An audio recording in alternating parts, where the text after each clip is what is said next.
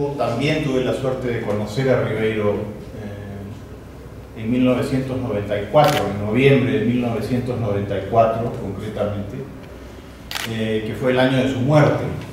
Lo vi varias veces durante ese año en distintas ocasiones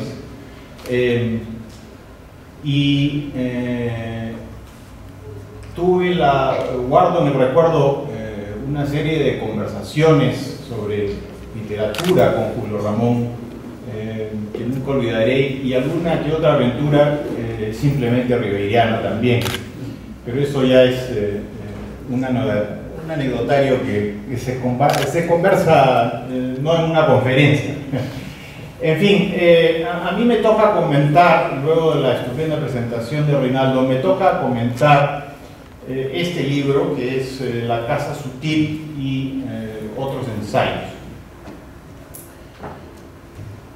Julio Ramón Ribeiro fue sin lugar a dudas uno de los escritores más multifacéticos de la literatura peruana del siglo XX. A lo largo de 4 décadas hizo incursiones notables en la novela, el teatro, el ensayo, el diario íntimo y la prosa corta.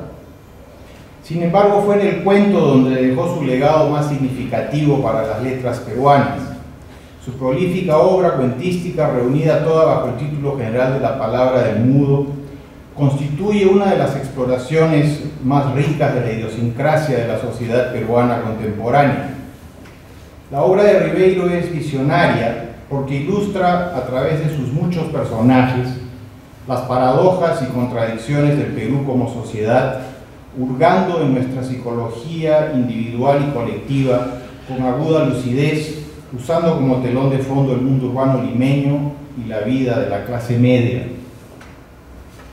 Paralelamente a su labor creativa, Ribeiro fue también un lector voraz, atento a las novedades literarias en las letras peruanas, latinoamericanas y europeas de su tiempo.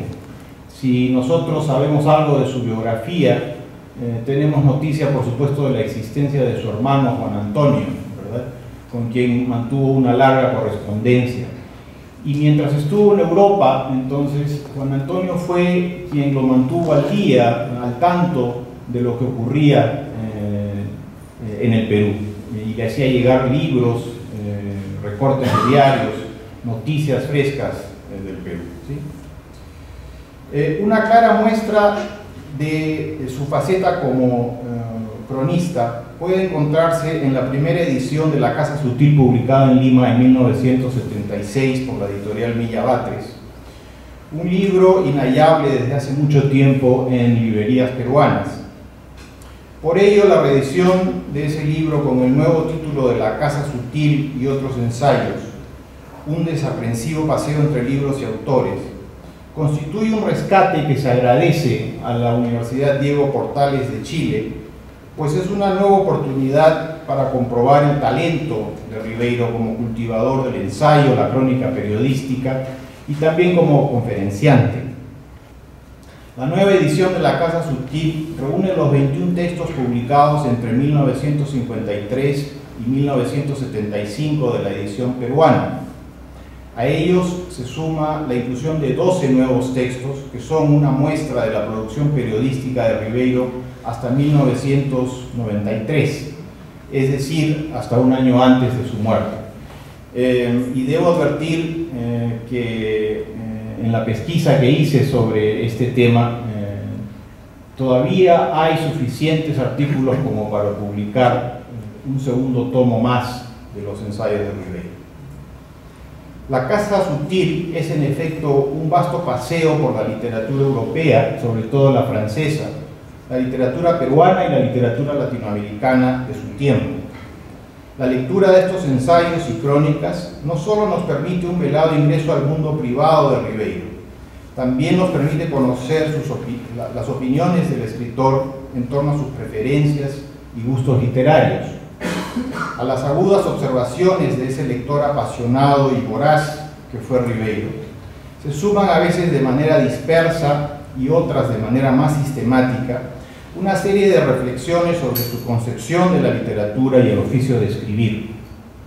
Estos últimos textos son una nueva ocasión para aprender más sobre su formación literaria, lo cual hace posible tener mejores luces sobre cómo vivió su propia vocación, qué preferencias desarrolló y cómo fue forjando su propia obra desde principios de los años 50.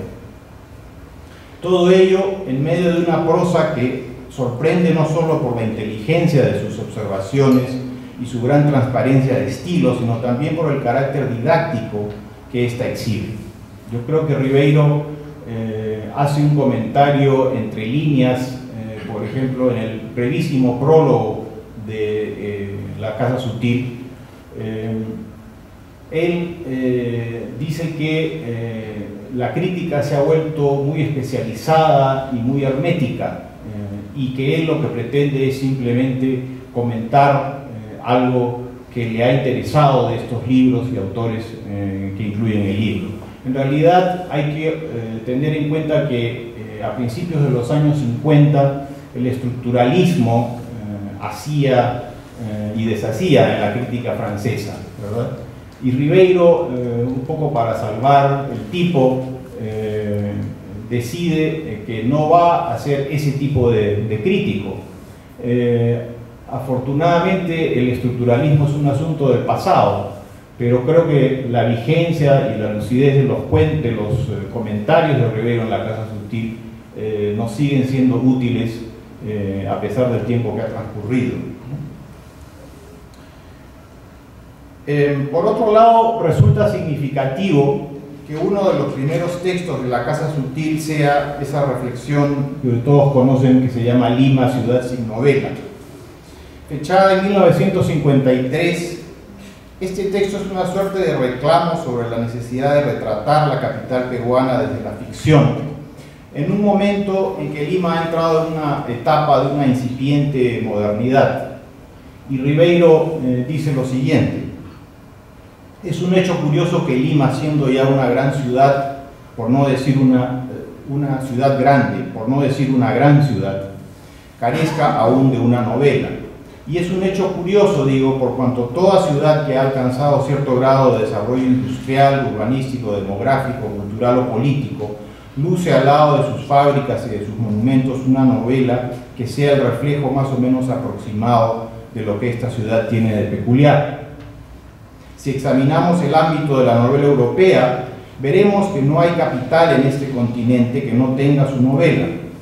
Londres en Dickens, París en Proust, Madrid en Camilo José Cela, Dublín en Joyce, han encontrado su observador acucioso que, recogiendo tipos, costumbres y dramas cotidianos, nos ha brindado el producto original de un romance.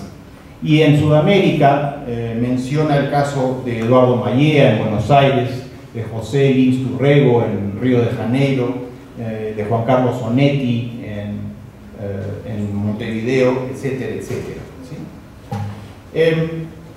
Y aunque el comentario de Ribeiro es hoy un poco más que una curiosidad histórica en el desarrollo de nuestras letras, queda claro que hacia 1953 contar las muchas facetas de la ciudad de Lima es un asunto que palpita en su conciencia creativa y una tarea pendiente para su generación. Mientras tanto, los diversos intentos por retratar la cambiante realidad urbana de Lima y sus muchos rostros son el germen de los primeros libros de Ribeiro que todos conocemos, ¿verdad?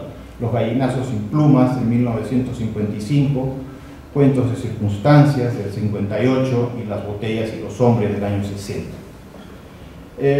Estos y otros relatos señalarán el camino de una serie de libros que más tarde marcarán toda una época en la literatura peruana contemporánea y el tema urbano. Pensemos, por supuesto, en La ciudad y los perros, de Mario Vargas Llosa, y otro libro popular que es Un mundo para Julius, de Alfredo Bryce Echenique, por ejemplo. La lista es muy grande. Tampoco resulta extraño que Ribeiro nos revele aquí su gran interés por los diarios íntimos. El libro incluye un artículo que se llama así mismo En torno a los diarios íntimos, que demuestra que fue un gran lector del género desde muy temprano en su vida. La de los diarios es un tipo de escritura que considera exclusivamente occidental y que dice no ha sido objeto de un estudio sistemático. No obstante, cree que no ha existido una época tan propicia para expresarse bajo la forma del diario íntimo como la actual. Así opina el escritor desde el París de principios de los años 50, época en que la popularidad y el éxito comercial del diario íntimo van de la mano en Francia. Y con no poca ironía, Ribeiro también advierte que ante la abundancia de diarios íntimos que allí se publican, y cito, este ahora corre el riesgo de convertirse en el menos íntimo de todos los géneros. Todos estos comentarios demuestran sin duda la gran lealtad de Ribeiro como lector de diarios a lo largo de su vida, un gusto que explicará años más tarde la escritura de su propio diario, de La tentación del fracaso, cuyos primeros 3 tomos aparecieron a principios de los años 90, poco antes de su muerte, como es sabido, y que hoy parece constituir la puerta de entrada a la obra de Ribeiro para escritores nuevos como Juan Gabriel Vázquez y Alejandro Zambra, entre otros compañeros de esa generación. Y yo acabo de estar en la Feria del Libro de Bogotá, precisamente, ocurrió, por supuesto, la tentación del fracaso. Quiero decir que se podía comprar libros de cualquier escritor peruano, menos los libros de Julio Ramón. No habían llegado, algo había pasado con el embarque, se perdieron en la aduana, algo por el estilo. Sin embargo, conversando con colegas colombianos, descubrí que su carta de presentación había sido no su ficción, porque sus libros de ficción circulan con dificultad, pero sí sus diarios íntimos. Y me pregunto entonces qué consecuencia tendrá eso a largo plazo para la obra de Ribeiro fuera del Perú. Pero lo cierto es que estos escritores que me comentaban este asunto lo habían leído con enorme devoción y con enorme curiosidad, y gracias a eso pues me pude hacer invitar varias copas de vino, porque les prometí que les haría llegar libros de Ribeiro porque venía a Lima muy pronto, ¿no? Pero la obra de Ribeiro sigue circulando con dificultad y con grandes tropiezos, ¿no? Si Ribeiro se revela como un individuo atento al acontecer cultural francés desde los primeros años de la década del 50 en París, no menos cierto es que su pasión fueron los grandes clásicos de la literatura francesa del siglo XIX. Por ejemplo, Ribeiro se muestra como un admirador incondicional de la obra de Flaubert y de Madame Bovary. En 1956 publica un artículo para conmemorar el centenario de esa gran novela. En él despliega un conocimiento minucioso de la novelística flaubertiana, así como de la creación de una posible filosofía del bovarismo. Y cito de ese artículo: hombres y mujeres se sienten irresistiblemente atraídos a identificarse en mayor o menor parte al destino de Emma Bovary. Flaubert supo expresar a través de un personaje y una situación concreta una de las constantes de la naturaleza humana, el divorcio entre nuestra noción ideal del mundo y la realidad. Un poco lo que le pasa al pobre Arístides que mencionaba Reinaldo. Flaubert, analizando sus propias experiencias, formuló una verdad psicológica general.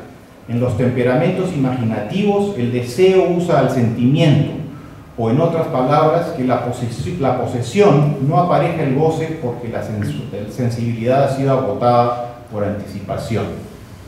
Emma Bovary desea con tanto ardor vivir una gran pasión y se promete una felicidad tan desmesurada al tener un amante que cuando su sueño se realiza queda decepcionada por la insignificancia de la experiencia. Este conflicto planteado entre la imagen y la sensación que Madame Bovary ejemplifica ha sido el punto de partida para que algunos críticos elaboren una filosofía del bovarismo, es decir, volver las espaldas a la realidad para confinarse en el mundo de la ilusión. Les pregunto cuántos personajes de Ribeiro le dan la espalda a la realidad y se encierran en un mundo de ilusión solamente para caer otra vez en un fracaso patente, ¿verdad? En todo caso, en este artículo, en pocas páginas, Ribeiro especula con inteligencia sobre la utopía filosófica que Emma Bovary encarna y que, según opina, forma la base de su empatía como personaje para tantos lectores a 100 años de su aparición en el imaginario francés. Hay otro artículo que les recomiendo mucho que se llama Flaubert y la presunta peruana, en donde Ribeiro especula, a partir de la lectura del epistolario de Flaubert, sobre un posible romance que tuvo Flaubert a los 19 años en el puerto de Marsella. A ratos el ensayo utiliza la voz narrativa, una voz en tercera persona, omnisciente, diría yo. Pero en todo caso lo que sí queda comprobado es que Ribeiro estudió minuciosamente todos los entresijos de la vida amorosa de Flaubert en ese artículo. Si la obra de Flaubert es materia de muchas reflexiones para Ribeiro sobre la novela moderna y sus alcances, también lo son las obras de Stendhal y Proust. La lectura de estos dos grandes escritores le sirven para hacer la siguiente reflexión sobre el novelista y su función estética y moral, y cito nuevamente. El novelista no se limita a jugar con los elementos imaginarios o a reproducir elementos reales, sino que se sirve de ambos para fundirlos en una entidad diferente, la entidad literaria, es decir, un mundo paralelo al nuestro que lo resume, lo ordena, lo corrige, lo interpreta, lo comenta, lo explica, lo enriquece y en ciertos casos lo suplanta. Esta creo que es una de las mejores definiciones de lo que es la ficción para Ribeiro. Y creo que si cotejamos su propio quehacer narrativo y su poética neorrealista, pues aquí está resumida en esta frase. Ahora bien, si la novela francesa del siglo XIX deslumbra a Ribeiro, cuando se trata del cuento, su preferencia es una sola, la obra de Guy de Maupassant. Y cito a Ribeiro: debo confesar que soy un admirador de larga data de Maupassant, cuyos primeros cuentos leí cuando tenía 13 o 14 años. Ellos me impresionaron profundamente y puedo decir que mi predilección por el cuento se debe en gran parte a estas lecturas tempranas. Ribeiro encuentra en Maupassant, en la obra de Maupassant, el germen del cuento moderno, ¿sí? Y va a pasar a definir lo que es el cuento en ese artículo. Dice: el cuento se caracteriza, aparte de por su brevedad, por su inspiración por lo general realista, el predominio de la observación sobre la imaginación, de los hechos sobre las ideas, utilizando un estilo directo y sin artificios, capaz de transmitir con el máximo de intensidad y el mínimo de materia situaciones concretas que por su carácter dramático, cómico o trivial constituyen emblemas o fulguraciones de la condición humana. Nuevamente, en materia de 5 o 6 líneas, resume lo que es para él el cuento y yo diría una posible poética de su propia obra cuentística.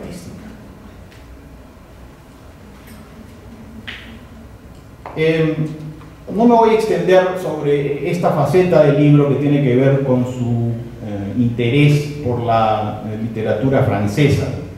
Simplemente mencionaré que hay artículos en la Casa Sutil sobre Françoise Sagan, que es una escritora que goza de mucho éxito, un éxito de crítica y un éxito comercial en la década del 60 en París. Y Ribeiro hace la siguiente reflexión: se ha agotado la gran novela francesa con Proust y lo que Françoise Sagan tiene de inteligente y de valioso es que ha adivinado lo que el lector de nuestra época quiere leer, la novela corta. Ha llegado el tiempo de la novela corta en la literatura contemporánea del siglo XX. Si ustedes son lectores como yo, sabrán perfectamente que tenía mucha razón Ribeiro con esta observación, ¿verdad? y así por el estilo. También comenta el teatro de, de Artur Adamov, un búlgaro que escribe en francés, y al hablar del teatro dice Adamov es un discípulo privilegiado de Brecht y del teatro del absurdo, como dije. Pero Ribeiro de pronto dice que, salvo el caso de Jean Genet, Ionesco y Beckett, que son también dramaturgos extranjeros, son quienes controlan o están a la vanguardia de aquello que se llama hoy el teatro francés. Repito, estamos en 1960. En fin, y varios temas de literatura francesa también. Pero bueno, la segunda parte de mi ponencia tiene que ver más bien con los comentarios que Ribeiro hace sobre la literatura peruana y literatura latinoamericana de su tiempo. Ribeiro va a comentar, vamos a encontrar en este libro comentarios a la obra de Luis Felipe Engel, una novela que se llama La Tierra Prometida y que nadie lee. Luis Felipe Engel fue un gran humorista peruano, un periodista que tenía el seudónimo de Sofocleto y era amigo de Ribeiro, me parece que desde su época universitaria, ¿no? Pero es duro con él en el comentario que le hace a lo que creo es su única novela, pero es una crítica muy inteligente, muy lúcida, me parece a mí, la que le proporciona al libro. Después va a comentar con enormes elogios un libro muy popular de Bryce Echenique, que es La vida exagerada de Martín Romaña, un texto que se llama Habemus Genio. Y después, para mi enorme sorpresa, va a comentar un libro de Leopoldo Chariarce, del poeta Leopoldo Chariarce, que se llama Los ríos de la noche. Y lo digo así porque cuando leemos ese artículo vamos a descubrir al gran lector de poesía que es Julio Ramón Ribeiro. Es un tratado de lo que debe ser la poesía de este artículo, ¿sí? Y lo que hace Ribeiro es ir deshojando poco a poco, a partir de su lectura de un poemario de Chariarce, el arte de escribir versos. Y sin embargo, de todos estos textos vale la pena destacar su sentida lectura de Los ríos profundos de José María Arguedas. Ya en 1959, es decir, al año siguiente de la publicación de la novela, Ribeiro no duda en calificarla como, y cito, una de las más valiosas creaciones de la novelística peruana contemporánea. Asimismo, destaca que esta gran novela de aprendizaje le sirve a Arguedas para contar el mundo andino y sus costumbres más ancestrales desde dentro. Y cito, Arguedas escribe bien, dice, porque conoce de lo cual habla, al tiempo que subraya la concepción animista que tiene la naturaleza en el universo arguediano. Y cito otra vez a Ribeiro. Cada objeto de la naturaleza, sea una piedra, un río, una planta, es para Arguedas un motivo de deslumbramiento. Estos objetos que para nosotros, hombres de la ciudad, mecanizados y sometidos a un paisaje de manufactura, no son más que desorden, tienen para Arguedas infinidad de matices, de secretos, de significaciones, de nombres. En su obra, la naturaleza es despojada de su tedioso carácter ornamental y pasa a desempeñar el papel de un personaje. Estamos pensando en el río, en los apus, por supuesto, en una serie de elementos más en la narrativa de Arguedas. Esta concepción que a Arguedas le viene por ancestro y por educación es típica de la literatura quechua y es un elemento precioso que Arguedas ha trasladado a la literatura en español y con la cual la ha enriquecido. Yo creo que importa subrayar aquí que Ribeiro se reconoce aquí como un lector citadino en primer lugar, y aunque algunos de los juicios que presenta en este breve ensayo hoy parecen lugares comunes, sobre todo para quienes han estudiado la obra. Démosle crédito porque el artículo se publica en 1959 y de alguna manera este artículo es una primera puerta de entrada para futuras lecturas críticas de la obra arguediana. En el ámbito latinoamericano voy a destacar dos textos. Uno le pertenece al cubano José Lezama Lima. Al comentar Paradiso en 1968, a Ribeiro parece fascinarle la fogosa libertad del lenguaje del cubano y escribe lo siguiente: la actitud de Lezama Lima ante el lenguaje es poética, en la medida en que el lenguaje para él es no solamente mensaje, sino espectáculo, y las palabras, más que signos convencionales destinados a la comunicación, son objetos cargados de expresión. Lezama usa el castellano con una jubilosa libertad, que no es solamente candor, sino el fruto de una elección concienzuda llevada a cabo con una fanática determinación. En la raíz de este rasgo suyo se encuentra seguramente un regusto hedonista por la palabra, una voluptuosidad caribeña, habanera y más aún lezamiana de paladear cada voz, cada sílaba, como si fuesen frutas o licores. Algo similar va a decir de El otoño del patriarca en 1975. Dice: rara vez la prosa artística en español ha alcanzado tal grado de sonoridad y de plasticidad, ¿no? Y lo que termina diciendo es que, dice lo siguiente: lo que más me seduce de esta novela es la determinación del autor de llevar su proyecto estético hasta los últimos límites. Este libro, más que una novela, es una especie de cantata literaria, de composición musical en la cual el instrumento es el verbo. Llama la atención esta admiración por el estilo de Lezama y de García Márquez, me parece, porque como todos sabemos, Ribeiro practicó la sobriedad y la transparencia, esa falsa transparencia, diría yo, en su prosa, ¿verdad? Y sin embargo es un lector cuidadoso de las novedades que aparecen en el ámbito latinoamericano de su época. Y bueno, y ahora paso a comentar aquellos textos que tienen que ver más directamente con Ribeiro y su oficio de escritor. Hay muchas razones para tratar de explicar por qué la obra de Ribeiro no tuvo la gran divulgación que tuvieron las de sus contemporáneos, vale decir las de un Julio Cortázar o un Mario Vargas Llosa, ¿no? Dos figuras con las que compartió su exilio parisino en los años 50 y 60 del siglo pasado. Una de ellas tiene que ver con el carácter clásico de su literatura. La de Ribeiro es una escritura practicada a contracorriente de los grandes experimentos formales de la narrativa del boom. Fue fiel a esta estética Ribeiro a lo largo de toda su carrera.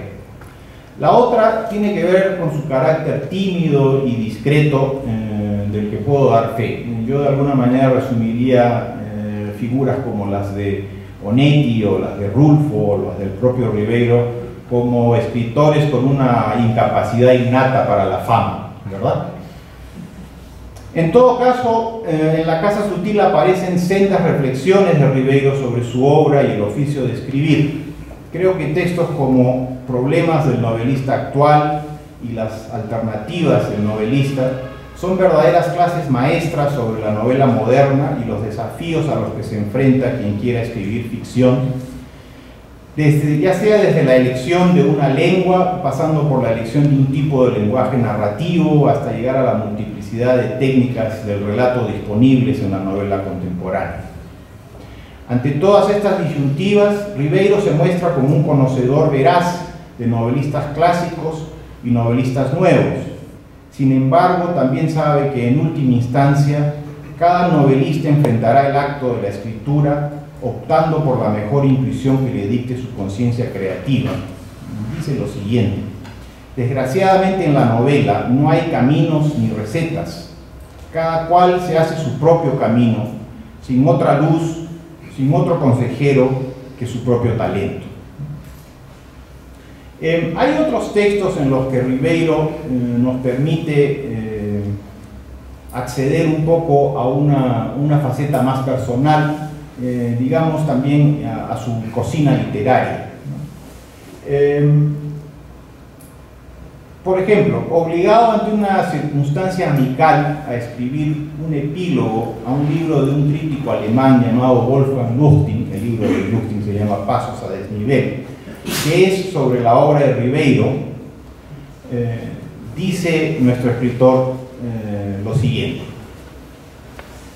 Luchting es en realidad el único crítico que tiene de mí una idea mejor de la que yo mismo tengo, y que ha propuesto con perseverancia una lectura razonada de mis libros. Luchting tiende a considerarme como un escritor profesional, siendo así que yo no he logrado, por incapacidad o negligencia, organizar profesionalmente mi vida de escritor. Escribir sigue siendo para mí mi ocupación favorita, pero no mi ocupación primordial. Mi ocupación primordial es, como la del 99.9% de la gente del planeta, realizar durante la mitad del día un trabajo estúpido y enajenante con el objeto de disponer en la otra mitad de ese mínimo de comodidad y de libertad que me permita escribir si me place. Yo no vivo pues de la literatura ni para la literatura, sino más bien con la literatura de una manera incompleta, ilícita. Será por ello que al escribir tengo a menudo la impresión de estar realizando una actividad clandestina o estar practicando un juego, lo que es un acto serísimo, como todos los juegos. Pero, contrario al escepticismo que profesa sobre el valor de su obra, lo cierto es que la figura de Ribeiro siguió ganando más y más lectores conforme se hizo más conocido en los años 70, y no obstante los muchos infortunios editoriales que sufrió. En el texto que cierra el libro, titulado Circunstancias de un escritor, Ribeiro termina una charla de 1984 con la siguiente reflexión: como escritor no tengo, si se quiere, una poética. Falso. No puedo dar sino hacer una descripción de lo que he escrito con algunas pequeñas interpretaciones personales, pero en realidad me sigo aún interrogando sobre cuál ha sido realmente mi rol como escritor y cuál ha sido realmente mi importancia como escritor. Y esto para mí sigue siendo verdaderamente un enigma, si bien he tenido ahora y he sentido una especie de impresión de que soy quizás un escritor leído y apreciado en el Perú. Por supuesto, el auditorio ese día, yo estuve ahí, estaba abarrotado, no se podía respirar el calor que hacía, no había dónde ubicarse para poder escuchar al maestro hablar tímidamente ante esta enorme muchedumbre. En todo caso, la duda expresada en esta última cita no puede ser más genuinamente ribeiriana. Lo cierto es que con el tiempo su obra mantiene su vigencia y Ribeiro continúa ganando estatura y reconocimiento entre el público peruano y entre lectores extranjeros. Con esta segunda edición de La Casa Sutil, tenemos otra vez la oportunidad de convertirnos en acompañantes silenciosos de las reflexiones de un escritor inteligente y agudo sobre libros y autores que visitaron la intimidad de su mesa de trabajo. Leer las páginas de La Casa Sutil nos deja la sensación de haber tenido una suerte de conversación privada con un gran autor en torno al viejo arte de fabular, en torno al amor por los libros. La Casa Sutil es, en suma, una ocasión más para admirar el talento de ese notable ensayista y escritor que fue Julio Ramón Ribeiro. Muchas gracias.